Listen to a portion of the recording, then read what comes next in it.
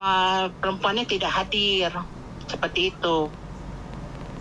Makanya kenapa saya mau minta tolong dibantu sarannya seperti apa gitu loh. Apakah saya menggunakan pengacara atau tidak gitu loh. Soalnya kalau saya menggunakan pengacara otomatis biarpun saya menggunakan pengacara otomatis dia nggak bakal bisa hadir karena dia takut, dia kan buronan gitu loh. Ya. Apakah efektif saya menggunakan pengacara atau tidak? Karena yang mengurus cerai itu suaminya sampean, ya harusnya suami sampean yang harus bertanya dong. Yang harus bertanya ke pengacara, bukan sampeannya yang bingung. Bisa dipahami nggak? Halo? Iya. Jadi kalau yang bercerai calon suaminya sampean, ya calon suaminya sampean lah yang ngurusi. Sampean tunggu aja proses cerainya mereka kelar. Kenapa sampean kenapa sampean yang bingung? Perceraian di Hong Kong itu tidak semudah yang kita pikirkan ya. Jadi dua belah pihak itu harus dipertemukan. Kalau dua belah pihak tidak bisa dipertemukan, artinya dia harus menunggu jangka waktu dan batasan waktu karena sudah tidak bersama dan tidak bisa dipertemukan, maka disitulah baru diselesaikan putusannya.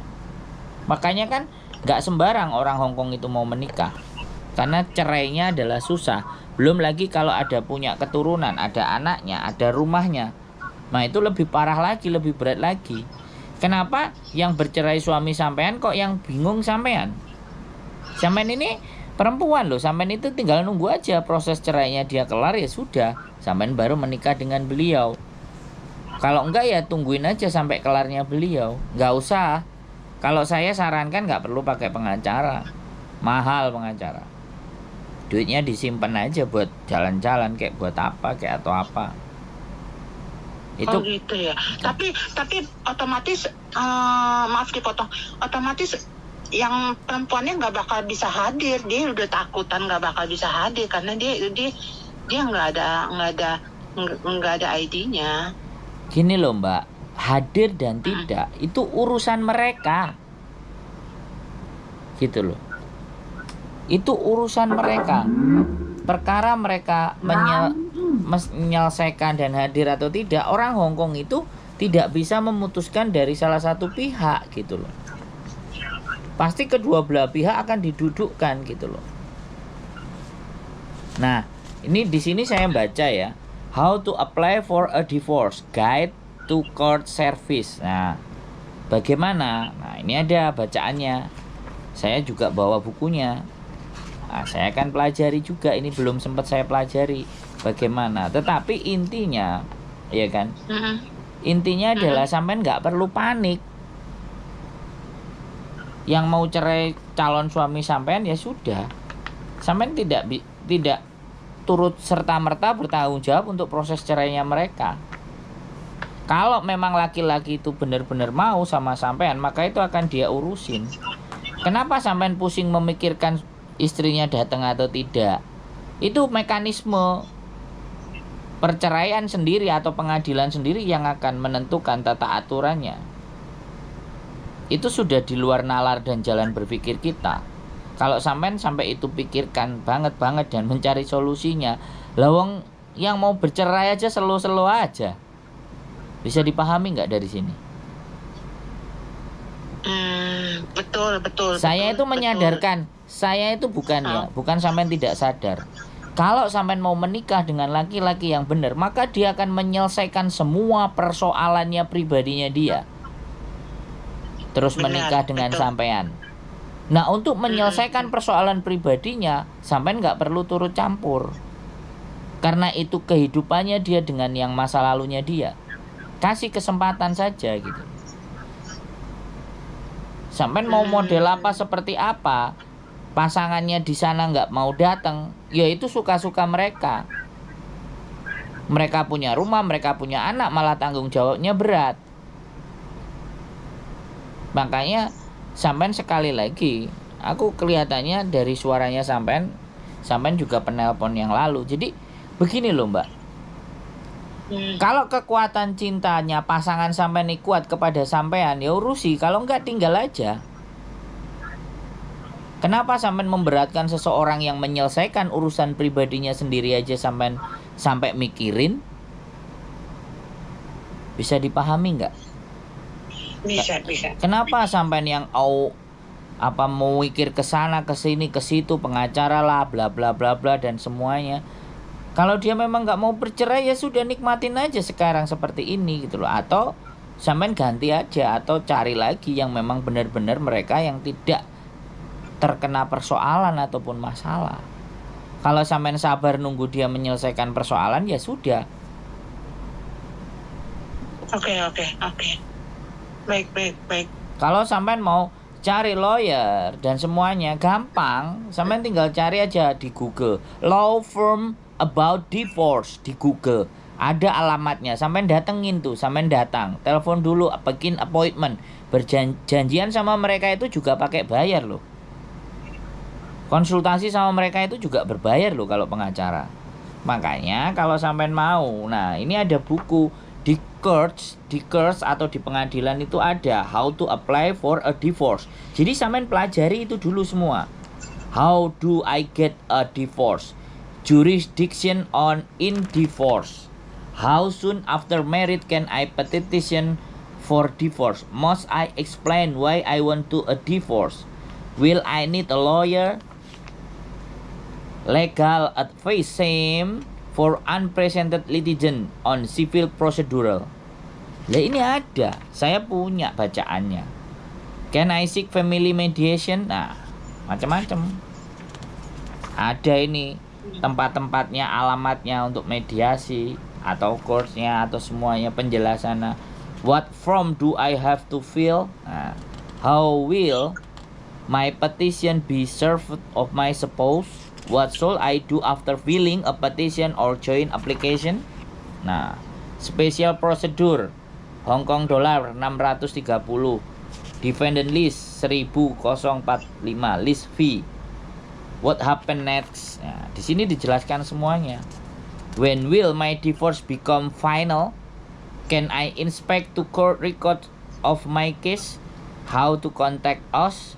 Address M2 Wan Chai Law Courts, Wan Chai Tower, 12 Harbour Road, Hong Kong. Di sini ada infonya kalau sampai tanya bagaimana kronologisnya bercerai.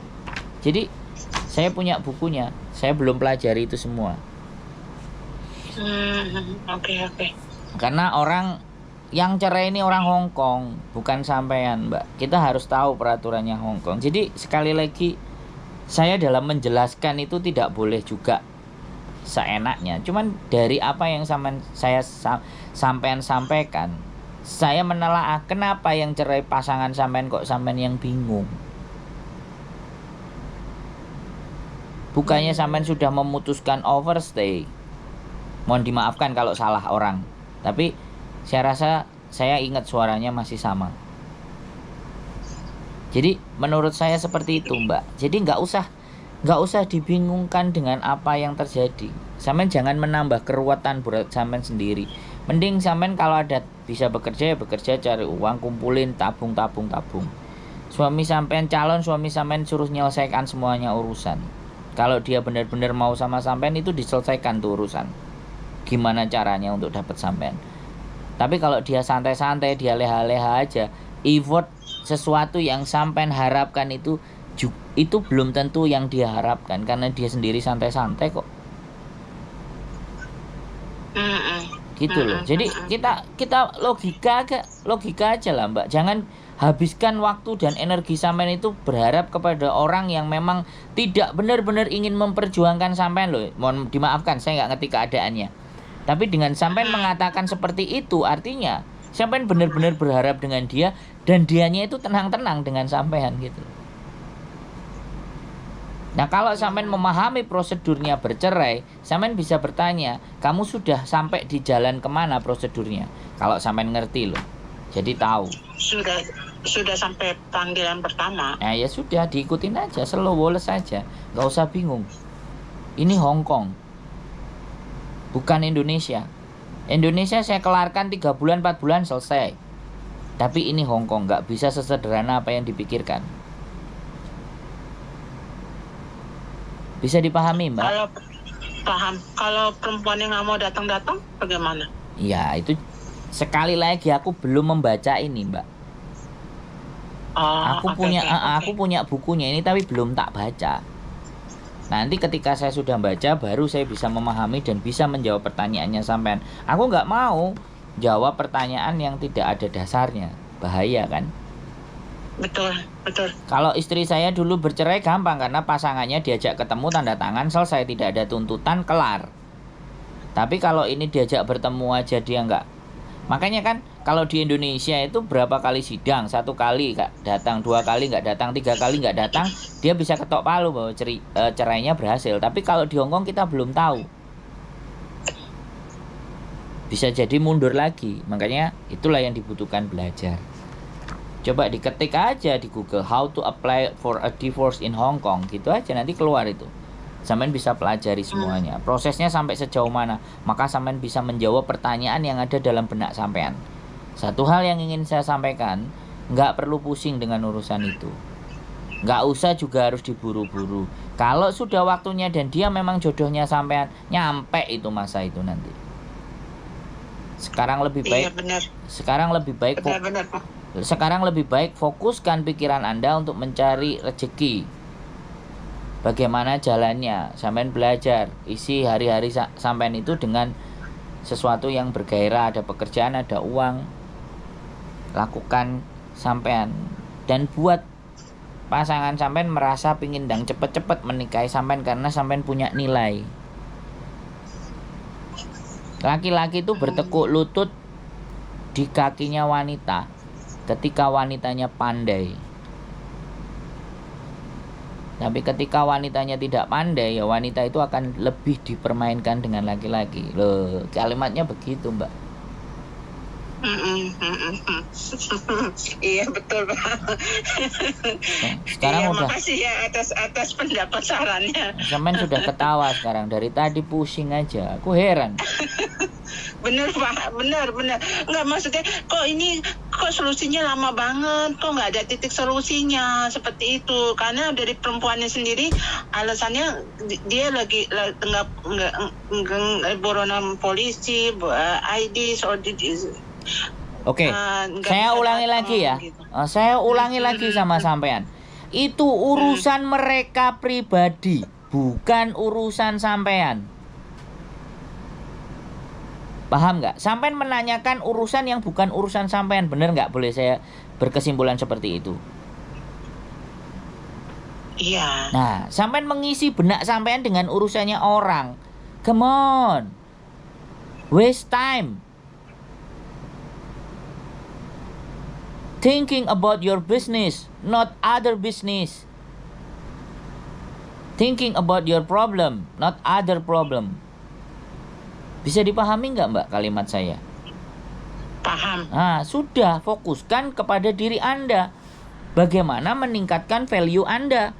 Bagaimana di mata calon suami sampean itu pinter. Bisa dipahami nggak? Oke. Bisa dipahami. Jangan diulangi lagi bertanya kepada saya. Urusan mereka bercerai itu pribadi mereka masing-masing dan masa lalu calon suami sampean. Coba kalau sampean ditanya-tanya bolak-balik, kok ceraimu nggak beres, pusing nggak yang ditanyain?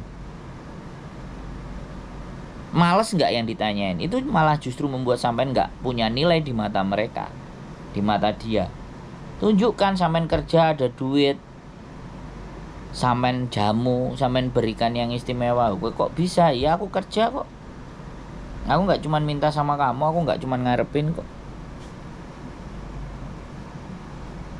Buatlah sampean itu bernilai di mata seorang pria, maka pria tersebut akan bertekuk lutut. Siap. Wes, nggak usah mumet. Siap. Ya, nggak usah mikirin itu divorce. Iya.